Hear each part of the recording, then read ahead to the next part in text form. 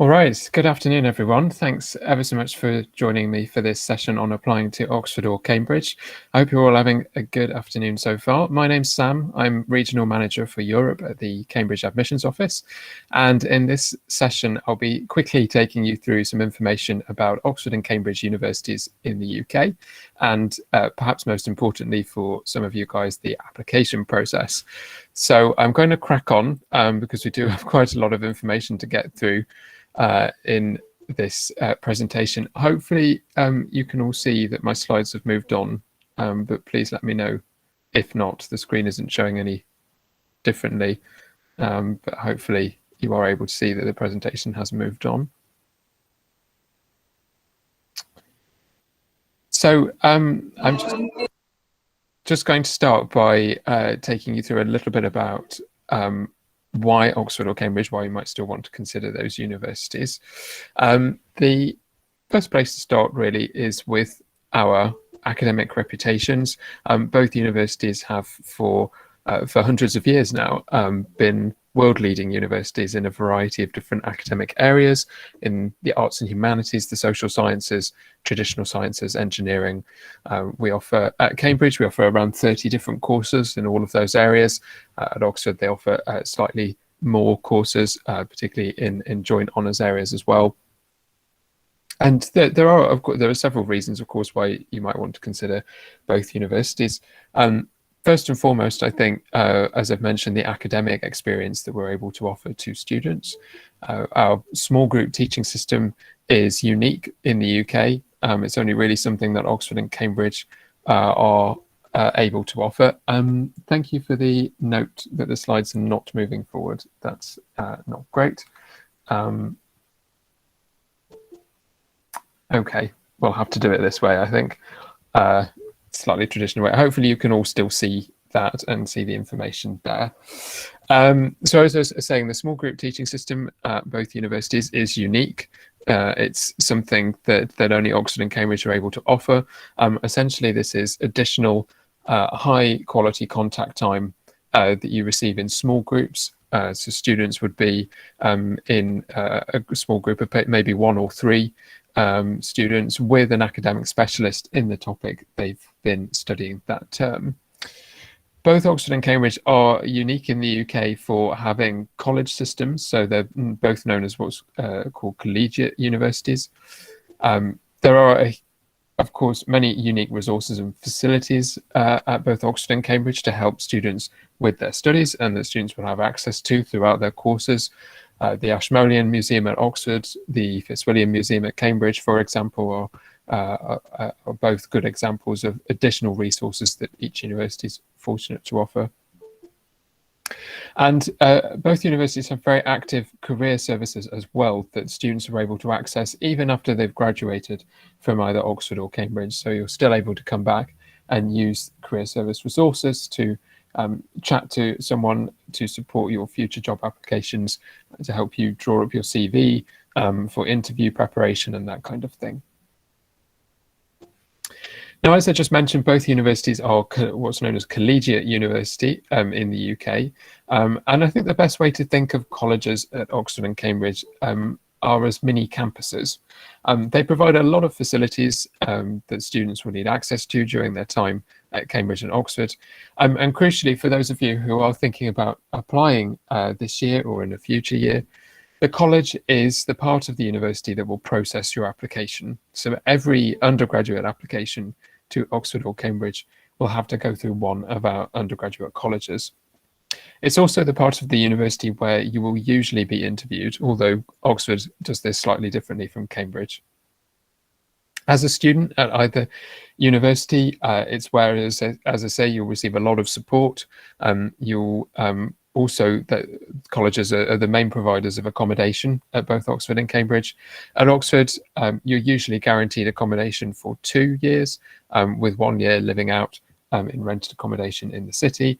At Cambridge, we're able to offer guaranteed accommodation for 3 years for the full duration of most undergraduate courses with us. And where a 4th year is part of the course, it's usually the case the college will also be able to provide accommodation as well. Colleges also organise that small group teaching I was just mentioning, the tutorial and supervision system, which is so integral to the way that our courses are taught. So many of you may be wondering, if colleges consider applications, how would I go about choosing one? There are, I believe, 31 different colleges at Oxford, and 29 undergraduate colleges at Cambridge. So there are plenty to choose from.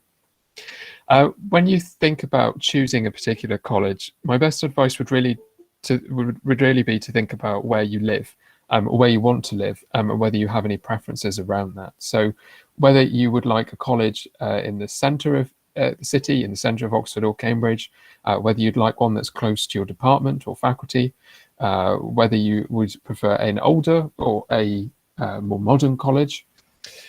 Some of the things not to worry about you can see in the column on the left-hand side of the slide. So there are common facilities that every college will have. As I've mentioned, accommodation, but also social recreational facilities as well, things like libraries and computer rooms too. There are some differences between them though, and I've just gone through a few at the beginning there. If you did want any specific facilities that you wanted to take advantage of during your time at either Oxford or Cambridge, then that's something to bear in mind as well. So for example, at Cambridge, there are only a few colleges that have swimming pools. So if you're a keen swimmer or you want to take that up as an occasional hobby, then that might guide your college choice. Similarly, at Oxford and Cambridge, colleges are able to provide financial support to international students, or many of them are. And so you might want to look at the information on individual college websites regarding financial support. And again, that might guide your choice of college to apply to. If you don't mind which college considers your application at either Oxford or Cambridge, you can make what we call an open application. That is where you essentially give the power to choose a college to us. So you wouldn't be able to state a preference. You don't have any control really over where your application ends up within the university. And so only make an open application, I would advise, if you really genuinely don't mind which college you end up at. If you have any preferences whatsoever, then you may wish to consider applying directly to a college. So onto the application process then, excuse my slides. There we go. There is quite a lot of information available to both Oxford and Cambridge admissions tutors when they're looking at applications, and you'll see a summary of that on this slide here. What's really helpful to us is that because we do have application processes with multiple stages, we get a lot more information than other universities in the UK will get. And actually, I think that helps to build a much better picture of each applicant. It makes the case that we're able to make fairer decisions, I think, on applicants as a result. Now, it's because admission to both Oxford and Cambridge is so competitive that we have to collect all this information as well. And I couldn't really point to one part of the wheels that you see on the slide here and say that is the most important part of the process. All of this information is gathered and then considered together. So even after the interviews have taken place, admissions tutors at both Oxford and Cambridge will go back over the information they've already received and look at a student's interview performance in the context of that other information. So really, we do try and consider applicants as holistically as possible.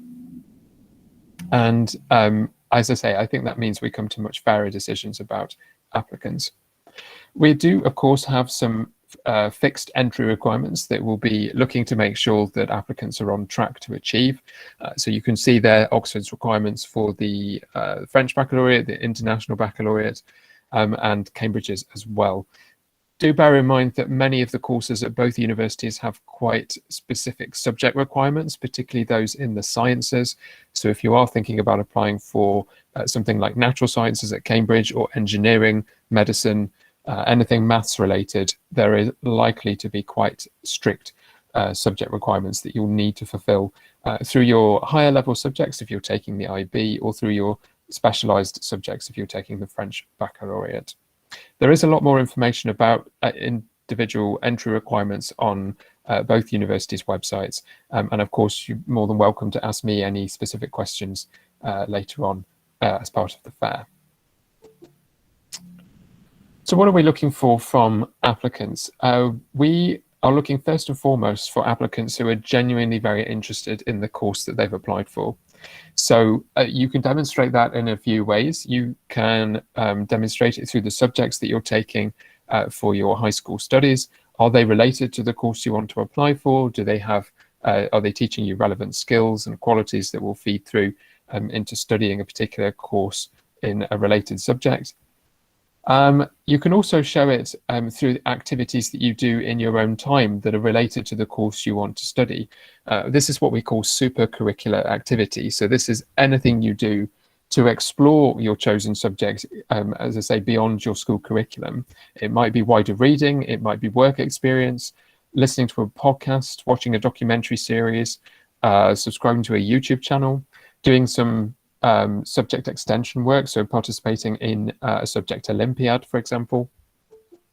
There are many, many ways of showing some additional interest in your subject, but showing that additional interest is particularly crucial for an application to Oxford or Cambridge, and our admissions tutors will be looking for evidence of it in the personal statement in particular, but also at interview as well.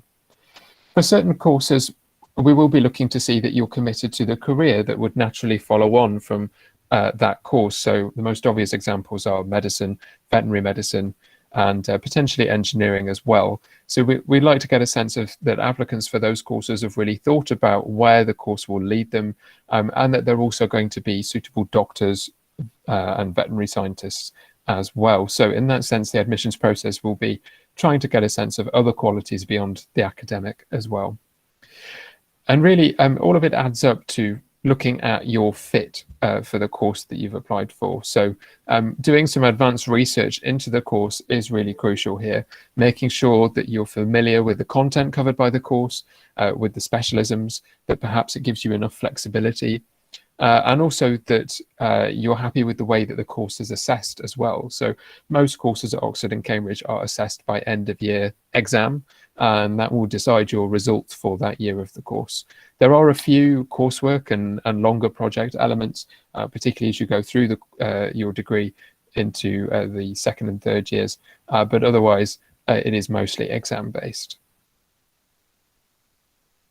So here is the application process for Oxford and Cambridge in full. You'll see there that it is a little bit longer than the standard UK university application process. And that's because, as I say, we are trying to get a little bit more information from each individual applicant so that we can get a gathered field together and then look at how applicants perform in that.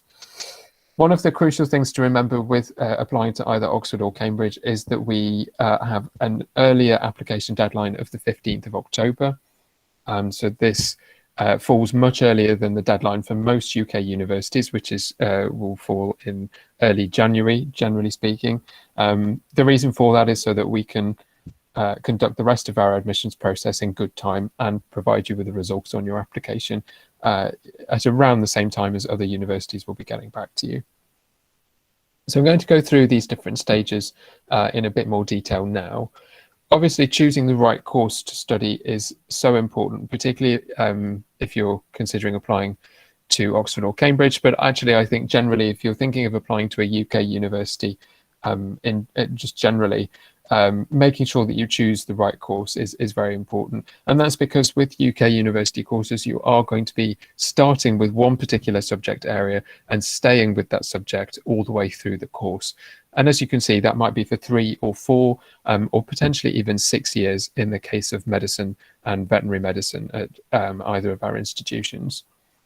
So have a think about what you might enjoy at the moment, any subjects that you haven't been able to cover at school but that you have an outside interest in, and work out whether it would be one of those or a combination of subjects that you'd like to study at university. Make sure that you look beyond the course titles at both universities. Sometimes we will teach subjects quite similarly. In other cases, we teach courses quite differently and have different combinations of subjects. So that might help you make your choice between Oxford and Cambridge. Should have mentioned this already, but unfortunately you can't apply to both Oxford and Cambridge in the same admissions round. You can only apply to one or the other. So UCAS, just for those of you who are new to the process, but UCAS is the UK's online university application portal, as part of which you'll be required to write a personal statement. This is essentially an essay setting out your reasons for applying for the courses that you've chosen through the UCAS system. Now, for universities like Oxford and Cambridge, the personal statement is important. It's not the most important part of the process, but we do use this information quite liberally, and we'll use it in some cases as a starting point for interview discussions as well. Make sure that anything you talk about in the personal statement you're happy to talk about in more detail at the interview if you're invited to that stage of the process, and particularly because if you're asked about it, you will be expected to know, for example, any books you've read or any articles in good detail, so that you can have a conversation about those. Make sure if you've read a book that you've read the whole thing rather than just the start and finish, the introduction and conclusion, because your interviewers may know that material very well. Just to highlight that what we call extracurricular activities just aren't considered by Oxford or Cambridge admissions tutors.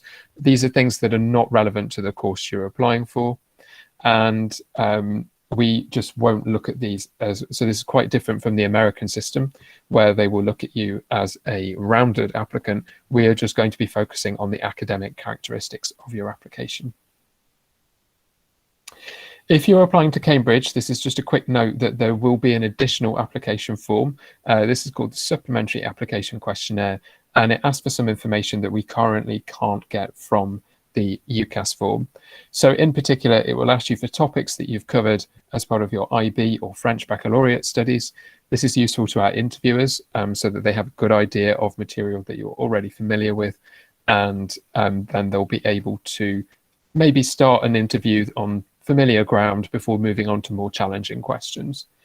There is also an optional Cambridge specific statement. This is in addition to the UCAS statement. So if you wanted to apply to a very specific course at Cambridge, but your other university course choices in the UK were quite general, then you can talk in this part of the application about what appealed to you in particular about the Cambridge course, what you're looking forward to studying in more depth. If you're applying to a course at Oxford or Cambridge, it's very likely that you'll be asked to take some form of admissions test.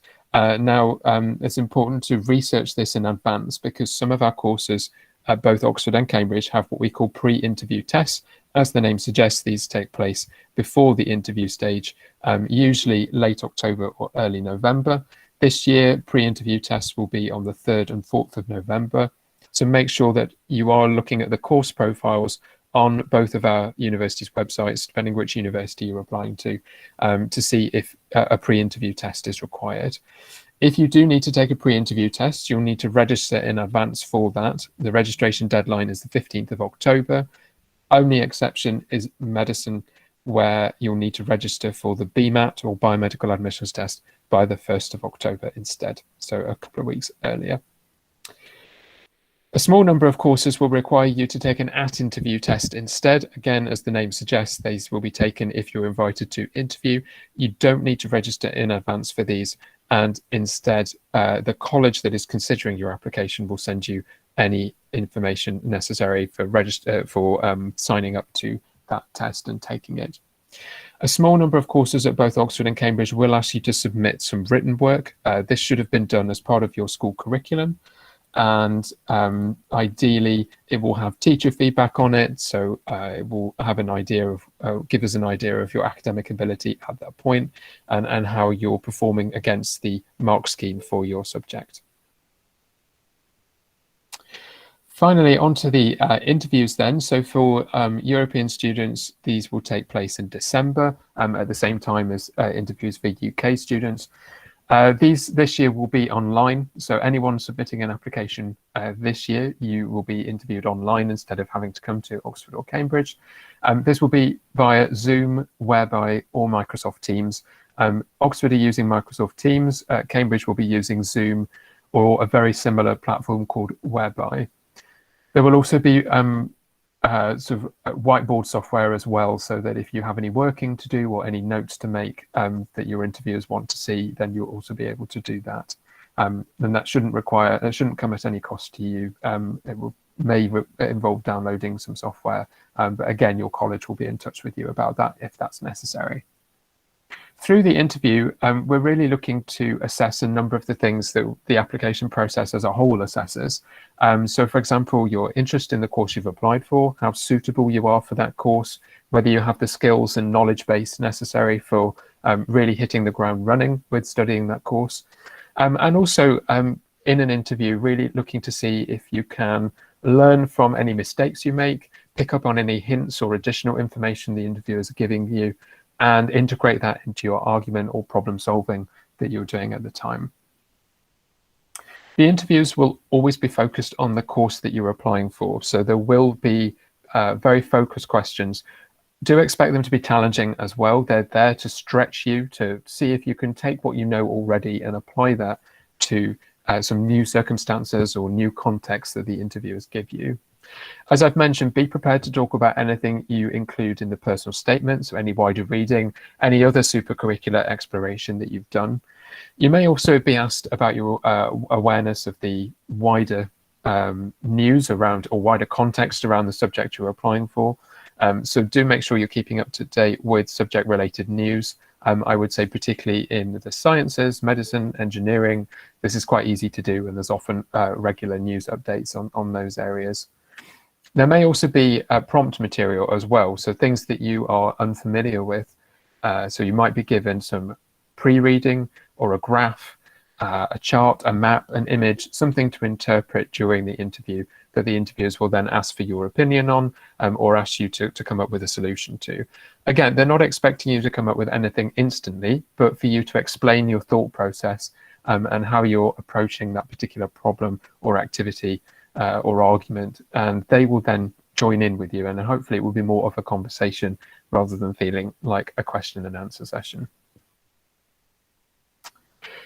I realised that I've gone through a lot of information in a very short space of time. Unfortunately, I don't have a great deal more time with you in this session. If you had any wanted anything clarifying, please do go to our websites in the first instance. That's where you'll find all the most relevant and most up-to-date information. You can see the address here for Oxford and for Cambridge as well. If you have any questions after the fair, then please do feel free to contact me directly via email. You can find me there with my email address.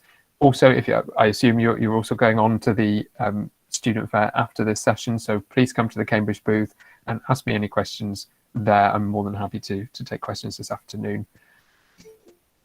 That's all for now. That was a really whistle-stop tour of applying to Oxford and Cambridge. As I say, more than happy to take questions in the booth this afternoon until 6 p.m. Central European time. And then afterwards, if you think of anything else or would like some additional support with your application, then please feel free to email me directly. But that is it for now. Yes, thank you, Catherine. It was very whistle-stop. But thanks ever so much, everyone, for joining me this afternoon. And I hope you enjoy the rest of the fair, and hopefully see lots of you in just a few minutes. Thanks very much.